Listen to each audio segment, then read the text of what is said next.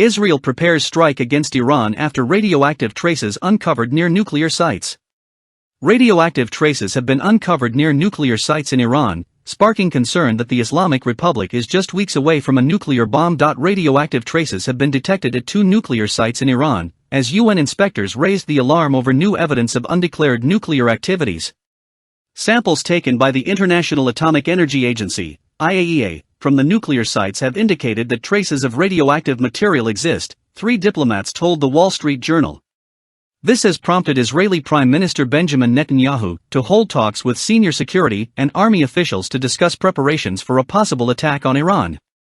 Israeli news channel reported that Mr Netanyahu met with Defence Minister Benny Gantz, Chief of Staff Aviv Kochavi and officials in the Ministries of Defense and Finance to discuss the possibility of transferring funds to finance operational plans against Iran. This comes as the new U.S. Secretary of State Antony Blinken warned that Iran could be weeks away from building a nuclear weapon. Mr. Blinken issued the stark warning in his first televised interview since he assumed his duties under the Biden Administration. Speaking to NBC News Andrea Mitchell, Mr. Blinken said Iran could become a nuclear power within months, if not weeks. He said, "It is a problem that could get more acute because if Iran continues to lift some of the restraints imposed by the agreement, that could get down to a matter of weeks."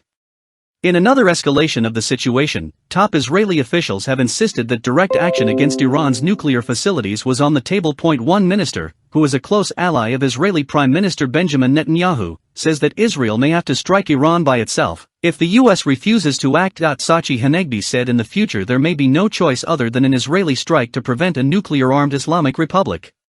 Mr. Hanegbi said, "The United States will never attack the nuclear facilities in Iran. Israel must decide whether it will accept a nuclear Iran."